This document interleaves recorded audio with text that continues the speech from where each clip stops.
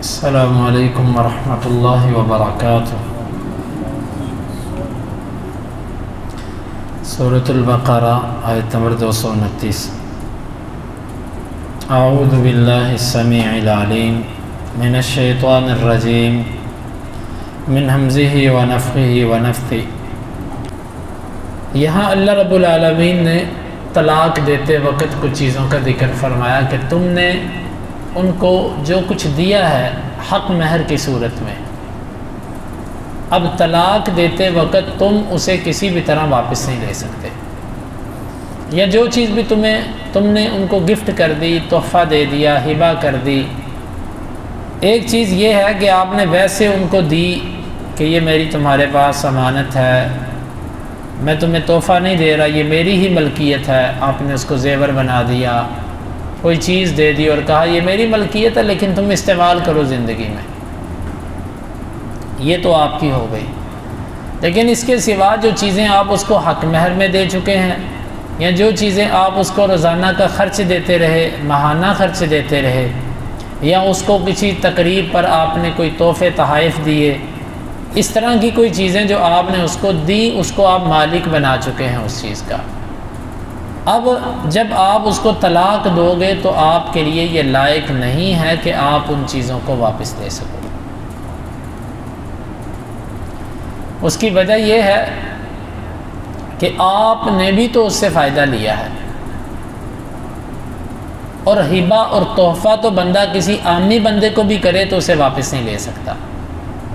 حدیث کے اندر آتا ہے کہ العائد فی ہبتہ کالکلب یعود فی قیئہ، اپنے تحفے کو دے کر واپس لینے والا تو ایسے ہے کہ جیسے کتا کہہ کر کے چاٹتا ہے۔ تو جب کسی عامی بندے کو کوئی چیز تحفہ دی جائے تو واپس لینا ایسے ہے جیسے کتا کہہ چاٹے۔ تو اپنی بیوی جس سے بندہ دن رات فائدے بھی لیتا ہے اور خدمت بھی لیتا ہے، اس کو کوئی چیز تحفہ کر کے واپس لینا کتنا برا ہے، یہ جائز نہیں ہے۔ اور یہاں سے وہ کبھی عمل کی بھی مذمت ہوتی ہے کہ جس میں کوئی بندہ اپنی بیوی کو مار کر یا کسی بھی طرح مجبور کرتا ہے کہ یہ خود میرے سے خلا کا مطالبہ کرے تاکہ میرا حق مہر بچ جائے۔ یہ انتہائی دناءت والی اور انتہائی گھٹیا قسم کی حرکت ہے۔ یہاں پر اللہ تعالیٰ نے فرمایا کہ تمہارے لیے کچھ حلال نہیں ہے کہ تم نے جو کچھ ان کو دیا اس میں سے تم کچھ واپس لو۔ کس صورت میں؟ جب تم طلاق دے رہے ہو۔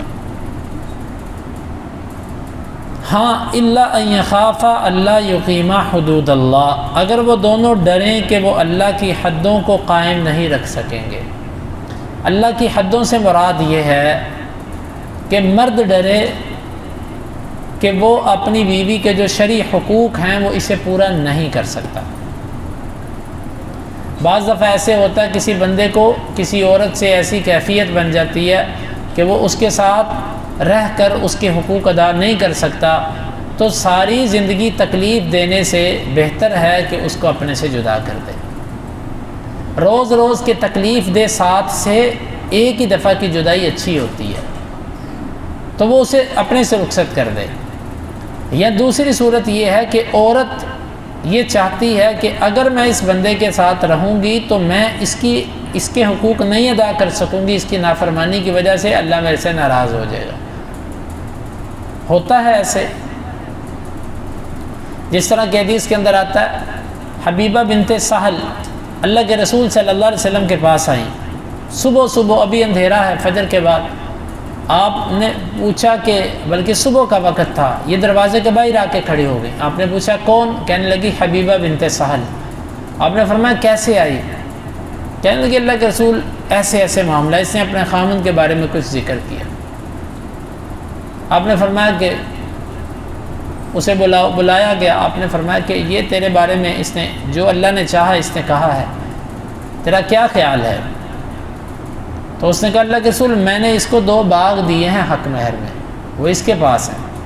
آپ نے اس کی طرف دیکھا، فرمایا آپ تو کیا کہتی ہے ان باغوں کے بارے میں؟ تو واپس کرتی ہے اس کو؟ کہنے لگے اللہ کے رسول میں واپس کرتی ہوں، میں اس کے باغ اس کو واپس لوٹاتی ہوں، یہ میرے سے لے لے۔ تو اللہ کے نبی صلی اللہ علیہ وسلم نے فرمایا ٹھیک ہے اس کو واپس کر دو۔ باغ اس نے واپس کر دیے، آپ نے فرمایا اس کو طلاق دے دو۔ تو جو در حقیقت خلا ہوتا ہے اس میں بھی طلاق مرد ہی دیتا ہے،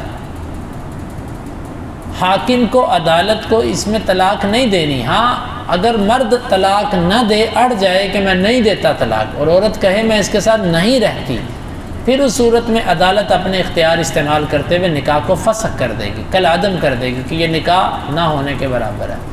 بس صورت دیگر اس میں مرد ہی کہے گا کہ میں تمہیں طلاق دیتا ہوں، یہ خلا ہوتا ہے۔ لیکن یہاں پر یہ جو طلاق ہے یہ عورت کے مطالبے پر ہے۔ پھر خلا سے طلاق واقع ہوتی ہے کہ نہیں ہوتی، یہ ایک الگ بحث ہے۔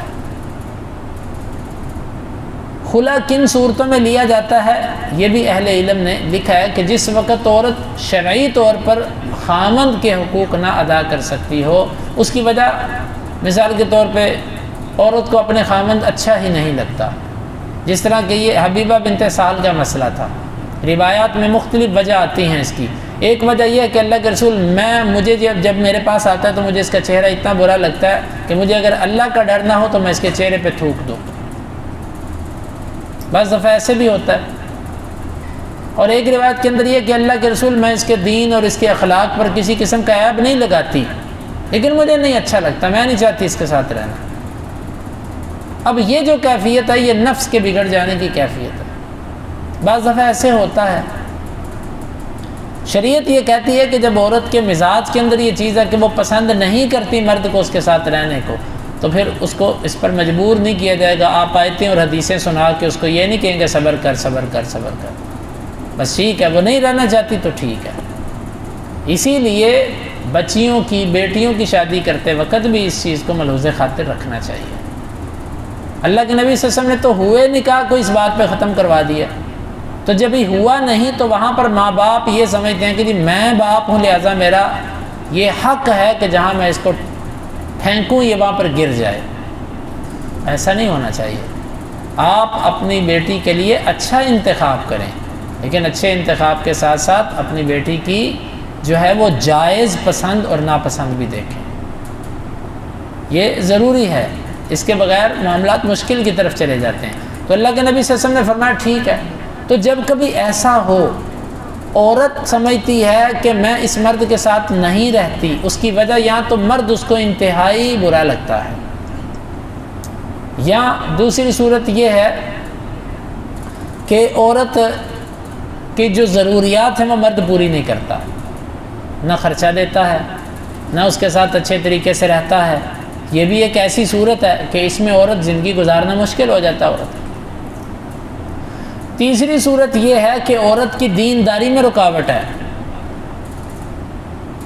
عورت کی دینداری میں رکاوٹ ہے، تو وہاں پر بھی پھر اس کیفیت کے اندر مرد کی وجہ سے عورت کی دینداری متاثر ہو رہی ہے، تو اس صورت کے اندر بھی وہ خلا لے سکتی ہے دین کی وجہ سے۔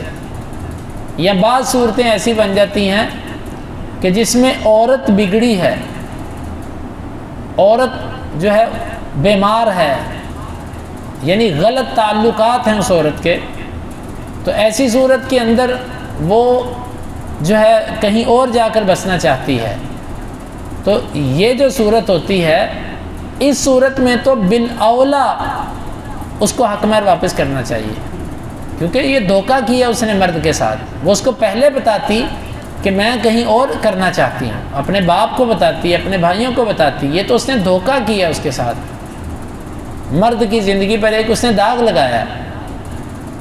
تو اس لیے یہاں پر بھی اس صورت کے اندر بھی اگر وہ نہیں باز آتی، پیچھے نہیں ہٹتی اور وہ مرد کو پسند نہیں کرتی، یعنی یہ صورتیں ہیں۔ باقی بغیر کسی سبب اور وجہ کے خلا لینے والی عورت کے بارے میں بھی حدیث کے اندر واضح ہے۔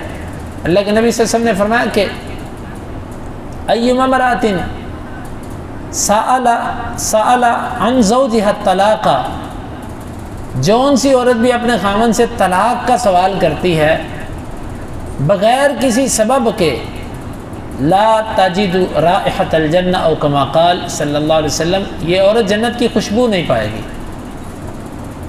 بغیر کسی سبب کے۔ وہ سبب یعنی وہ شرعی سبب بنتے ہیں جن میں سے چند میں نے ذکر کر دیے، بغیر سبب کے ویسے تھوڑی سی بات ہوئی تو کہا نہیں میں نے تیرے ساتھ نہیں رہنا، سب کچھ ٹھیک ہے، لیکن بغیر کسی وجہ کے، ضد کی وجہ سے یا کسی اور معاملے کی وجہ سے، یہ بالکل غلط ہے۔ ہاں اگر شرعی تقاضے بنتے ہوں تو پھر اس میں خلا جو ہے نا وہ لیا جا سکتا ہے۔ اس لیے کبھی بھی خلے کے اندر جلدی نہیں۔ اس میں اور روایات بھی ہیں، خلا لینے والیوں کو منافق تک کے الفاظ ان کے لیے، لیکن اس روایت کی سند میں کچھ کلام ہے۔ یہ روایت سند کے اعتبار سے حسن درجے کی ہے، بغیر سبب کے خلا نہیں لیا جا سکتا، کیونکہ خلا کا معنی ہوتا ہے کسی چیز کو اتار دینا۔